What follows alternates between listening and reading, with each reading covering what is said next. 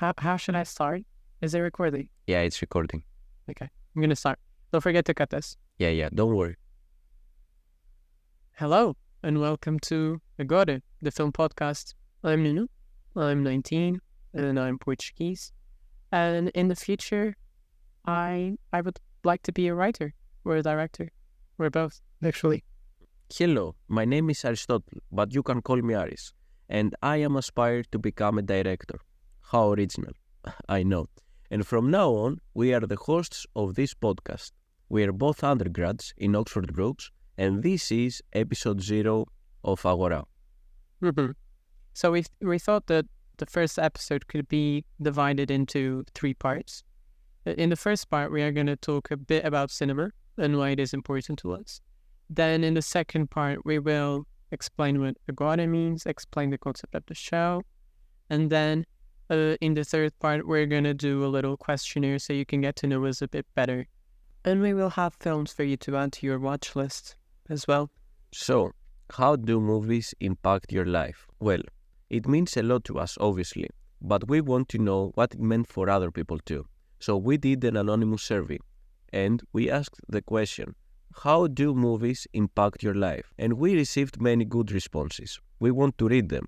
So, someone said, movies are bonding time with friends and family. Another person said, I literally can't live without movies. Someone also said, they have very little impact, to be honest. Well, at least he's honest. Really. And then we also had a lot of responses about films being a way to escape, to travel to different worlds and experience different emotions. This comment, for example, movies take you away from the real world for a short time, make you believe everything you're seeing, you are with the characters. And they mentioned their favorite films. Someone even said, and hear this, they have watched every Twilight film more than 10 times, and they are proud of it. And I'm proud of them as well. Whatever makes them happy. Yeah. I guess. So, we also had a lot of responses stating kind of the opposite, about how films make you learn and think about reality. For example, someone wrote, films make me think about my life and how I can relate the movie with it, emotionally, in terms of relationships, and professionally, at almost every aspect of my life. Another person also wrote, each movie has changed my perspective on the world a little bit. Whether it's a rom-com or a horror movie, I believe you can always learn or get something from it. Mm-hmm. Mm-hmm. In a way, films take you from reality to teach you about reality. They take you from the problems of your daily life, of your routine, and they make you think about, they can just make you not think, or they can make you think about the bigger picture and the bigger problems. So films is not only a means of escapism, but also of self-reflection. Yeah. And now to help and to ask on top of this, we have some very important people answering the question. They didn't click on the survey, but they have answered the question in other occasions. Brad Bird, for example, he is, if you don't know, the director of Ratatouille and The Incredibles. And he said, film has the ability of awakening our imagination, reignite our sense of wonder, and remind us of the magic that exists in the world. And then, my favorite, from Jean-Luc Godard, cinema is a mirror that can change the world. I really like that one. But now it's time we answer the question, and we are going to do it in the form of a song. It seems like a joke, but no. We wrote a song answering the question and kind of summarizing all the answers we've read so far, and that will be our intro to every episode. I hope you like it. With our eyes we can only see so far, with our bodies we can only live one life. Agora is a moment to sit back, live only in the heart, laugh at jokes, cry at night. Let's gather at the square of the sun, discuss the done and undone, the day and night, the relevant. So, it's time to explain the concept of the show that we have hinted at the song. Agora has a double meaning. A Greek one, agora, was the square in ancient Greece where people would gather and join the discussion of important topics of society through philosophy, politics, etc. And it has a Portuguese meaning as well. In Portuguese, agora means now. So we invite you to see the cinema as a modern agora. the place we meet to think and discuss the world now. We can appreciate cinema as a way of distraction or entertainment as a business, but we will insist on messages and use film just as a starting point for a bigger conversation. We will drop an episode every Friday, and we will review and talk about the latest films. Every week, we will also have a different theme to talk about, inspired by the movie we reviewed. Just one more information. If you want to know where we are when we are recording this, you can imagine us in white robes in ancient Greece. You can imagine us in Portugal by the sea, or you can just imagine us sat by a coffee table in Oxford or right out of a cinema room. And now, it's time for the third part of the episode, the questionnaire, that we most likely will use whenever we have guests on the podcast, because it's a good way to know someone very quickly. So 6 questions. I'm going to read the first one. What was the moment you realized this is something I want to be a part of? This meaning cinema. Would you like me to start, or would you like to say it first? Yeah, you can say it first. Obviously, I always liked films and cinema, and I hold many films dear to me since I was a kid. So I see cinema as a way of storytelling, and I remember vividly when I had a creative writing assignment in high school, and when I was writing this assignment, I felt like a strange and very strong passion about what I was doing. And this experience made me realize that what I want to do is storytelling. Mm-hmm. In my case, I also loved creative writing. I loved stories when I was a kid.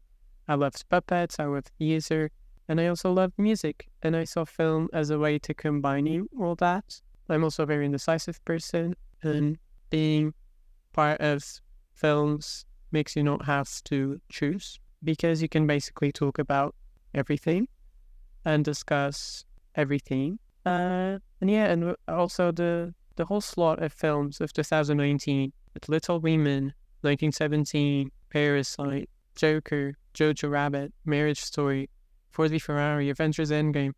I just fell in love with films. I really liked that year. So I think there were a lot of moments, but the last one was the 2019 slot of films. The second question. What film is the spaghetti bolognese of films? The film to watch when it's raining? Fight Club. Obviously. Really? Yeah. I would expect you to go for a more cozy option. Yeah, but Fight Club is so easy to watch. It's such a enjoyable experience from start to finish. Mm-hmm. I would choose Life is Beautiful if you want to be depressed. Because, it's Italian, it's an old film, it feels cozy. And then if you wanted something a bit more upbeat, I would choose Dirty Dancing. I've only watched it once, but I don't know, I loved the 80s, and it also feels very atmospheric, so... I feel Life is Beautiful. It's not that depressive, because it gives glimpses of hope, even in the worst war in history. No, yeah, I agree. It's how the love of a father can be more powerful than a war. Yeah, and also, well, if I had to choose something less dramatic, less gritty for my spaghetti film, I would say La La Land. Oh, that's a nice one. I love La La Land. So number 3, what is the film you would make mandatory for everyone to watch by law? I think I would choose Soul, the Pixar film. Yeah, why? I think it's a very enjoyable film. First, I think everyone can watch it. A child, an older person, and I just love the message of the film. I think it says a lot about the time we were living. So the whole pandemic and starting to appreciate more the smaller things in life, and then also the whole race situation and diversity, and really seeing every human depicted as a little ghost, and Soul really emphasizes how bodies are just external, are just kind of a bonus. They are not what define us. So I think it's a film that has a lot of good messages, that it's enjoyable. And yeah, I love Pixar. I would say Schindler's List and period. I've never watched it, but... You should watch it. I think it's amazing. Maybe best movie of all time. Well, okay. Yeah, I need to watch it. I feel bad. I haven't. Okay, number 4. what is a theme or dynamic you would like to see depicted on screen more? So I thought of this, and I thought of the teenager-parent relationship. Like, I'm a bit tired of always seeing the rebel teenager that doesn't like their parents. I don't think that's the truth anymore, but I don't know. And I also would like to see other, like, more cultures being represented. I think Hollywood focuses a lot on the same cultures. You see South America, for example, you almost just see stories about Mexico and Colombia. Well, what about Brazil, which has such a big fan base? And that's just an example. Well, in Transformers 7, it goes to Puerto Rico. Oh, okay, I've never watched Transformers. Well, If you don't know, Aristotle can find a way of always mentioning Transformers. and those films are not even good, right? I mean, I haven't watched them, so Yeah, they must be fun. maybe number 3, number 1. That's all. Anyways, if I had to say, I would say historical films, more historical films. But for historical periods that we haven't seen on cinema yet. Like, I don't want to see another movie about medieval France or medieval England or the Viking Age or, I don't know, the Roman period. I would like to see a movie about a North African kingdom, a movie about, I don't know, the reconquest of Spain, of Iberia, maybe a movie about the Native Americans, like Apocalyptica, maybe a movie about, well, not the Mongols, but another Asian tribe, something different, something we have not seen before. I'm really interested, and I like history, like how many movies have we seen about medieval England or medieval France or, I don't know, about King Arthur, which is not historical, but it's a period film. Moving on, 5th question. What is your favorite short film? My favorite short film is a Russian short film that is an adaptation of a 2D video game, and it's called Papers, Please, and it is great. Well, I haven't watched many short films, but one that really stuck in my memory was Inner Workings from Disney. Here I am, talking about Disney again.